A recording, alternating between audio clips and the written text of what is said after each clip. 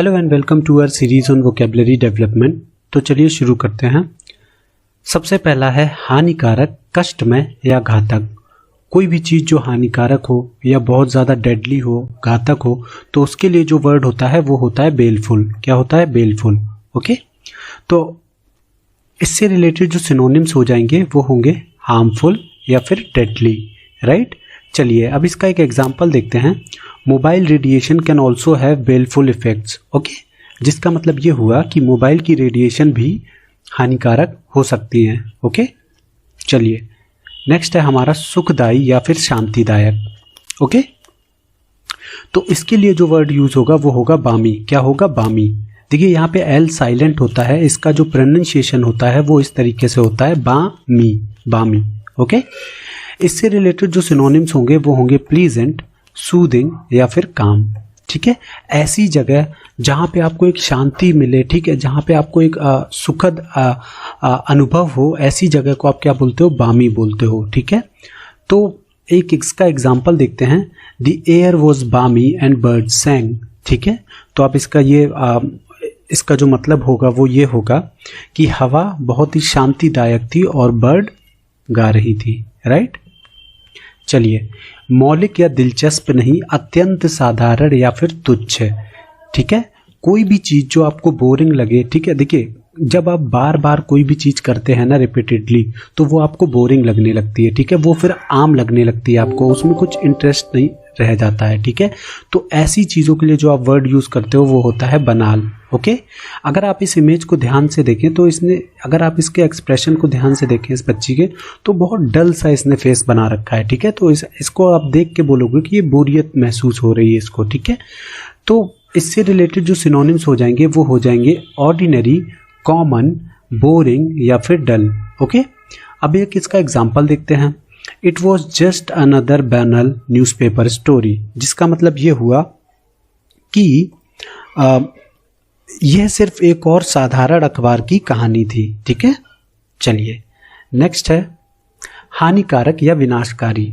Okay, देखिए हानिकारक का एक हमने शुरू में पढ़ा था और अब देखेंगे एक वर्ड, एक होता है बेनफुल। ठीक है, बेनफुल को आप रिलेट कर सकते हो शाप युक्त से। ठीक है, देखिए बेन का मतलब क्या होता है? शाप, और शाप हमेशा नेगेटिव सेंस में यूज किया जाता है कि अगर कोई किसी को शाप दे रहा है तो उसका हार्मफुल इफेक्ट ही होगा ना। राइट, वो नुकसान ही करेगा सामने वाले को।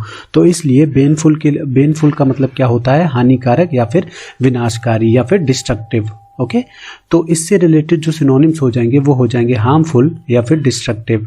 राइट, तो अगर आप इस इमेज को देखें तो यहाँ पे आप देख पा रहे हैं कि कारों से जो पोल्यूशन हो रहा है वो सही में एनवायरनमेंट के लिए हार्मफुल है। ओके, तो उसी से रिलेटेड मैंने एग्जांपल भी लिया है कि waste gas emitted by cars has exerted a baneful influence on natural environment, जिसका मतलब ये हुआ कि जो कारों से जो गैस निकलती है वो जो हमारा वातावरण है या पर्यावरण है उस पे एक हानिकारक, आप बोल सकते हो कि उसका इफेक्ट रहता है। ओके, नेक्स्ट है हमारा व्यक्ति या उसका व्यवहार ऊधमी, शोरगुल मचाने वाला किंतु प्रसन्नचित्त। देखिए इसको आप रिलेट कर सकते हो बच्चों से। बच्चे क्या होते हैं? ऊधमी होते हैं, ऊधम करते हैं, शोर मचाते हैं, लेकिन वो बहुत ही प्रसन्नचित्त होते हैं, खुश होते हैं।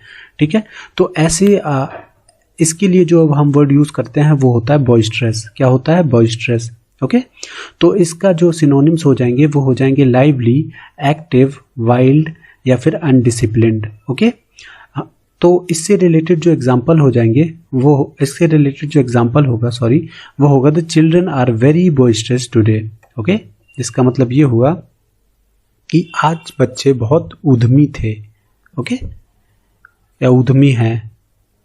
आडंबरपूर्ण, देखिए आडंबरपूर्ण का मतलब होता है कोई भी चीज जो दिखावटी भरी हो। ठीक है, जो रियल ना हो लेकिन दिखावा, सिर्फ उसमें दिखावा ही दिखावा हो।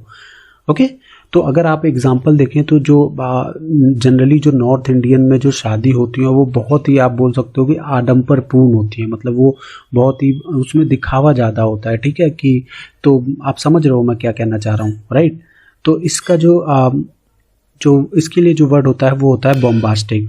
राइट, अगर आप इस इमेज को ध्यान से देखिए तो एक कार में सोना जड़ा हुआ है, तो ये दिखावा ही कर रहे हैं लोग। ठीक है, कार किस लिए होती है? आप एक जगह से दूसरे जगह जा सको, मतलब उसमें सोना लगवाना, तो ये दिखावा ही कर रहे हैं आप। तो इस तरीके से, तो इससे रिलेटेड जो सिनोनिम्स हो जाएंगे वो हो जाएंगे पॉम्पस, प्रिटेंशियस या ऑस्टेंटेशियस। ओके। अब देखिए इसका एक एग्जांपल देखते हैं। Wedding planners want everything to be huge and bombastic, जिसका मतलब ये हुआ कि वेडिंग प्लानर सब कुछ बहुत बड़ा और आडंबर से भरा चाहते हैं। ठीक है, चलिए नेक्स्ट है हमारा व्यक्ति या उसका व्यवहार असभ्य और अशिष्ट। ठीक है, देखिए असभ्य और अशिष्ट जनरली हम किसी व्यक्ति विशेष या फिर उससे जो व्यवहार जो उसका होता है लोगों के प्रति उसके लिए यूज करते हैं। तो इसके लिए जो वर्ड होता है वो होता है बूरिश। ओके, अगर आप इस इमेज को देखें तो पहले वाली इमेज में आप देखेंगे कि जो इस बच्चे का जो व्यवहार है वो बहुत ही असभ्य अशिष्ट है। ठीक है, जैसे इसमें आप देखो तो ये बच्चे को चिढ़ा रहा है, वहीं दूसरे में उसके साथ खेल रहा है। इसमें देखो तो इसने उसको धक्का दिया, यहाँ पे उसको उठा रहा है। ठीक है, यहाँ पे इसके एक दूसरे का सामान छीन रहे हैं, यहाँ पे शेयर कर रहे हैं। तो ये दिखा रहा है, दर्शा रहा है आपके व्यवहार को। तो इससे रिलेटेड जो वर्ड होता है वो होता है बूरिश। इसको किस तरीके से बोलते हैं? बूरिश, राइट। अब इससे रिलेटेड जो सिनोनिम्स हो जाएंगे वो हो जाएंगे रूड, इल मैनर्ड, अनसिविलाइज्ड या फिर अनकल्चर्ड। अब इसका एक एग्जांपल भी देखते हैं। Student was punished for being boorish. ठीक है, जिसका मतलब ये हुआ कि छात्र को सजा दी गई, किस लिए? क्योंकि उसका व्यवहार जो था वो असभ्य था। ठीक है, तो student was punished for being boorish. चलिए नेक्स्ट है हमारा मांस, मछली या सब्जियों को पानी में उबालकर बनाया गया पतला सूप, या जिसको हम स्टॉक भी बोलते हैं। ठीक है, तो इसके लिए जो वर्ड यूज होता है वो होता है बूयां। ओके, देखिए अभी अगर आप इसको ध्यान से देखिए, इसकी स्पेलिंग आपको कुछ इस तरीके से दिख रही है, लेकिन जो इसको बोला जाता है वो बोला जाता है बू और यौन। अब उसको मिला के आप बोलेंगे बू यौन। ठीक है, चलिए इससे रिलेटेड जो सिनोनिम्स हो जाएंगे वो हो जाएंगे सूप या फिर ब्रॉथ। ठीक है, जो पतला सूप होता है वेजिटेबल का, ओके, उसको आप क्या बोलते हो? बूयों। चलिए इसका एक एग्जांपल है, I began with what the menu described as bouillon. ठीक है, जिसका मतलब ये हुआ कि मैंने उस मेन्यू के साथ शुरू किया जिसे बूयान के रूप में वर्णित किया गया है। ठीक है,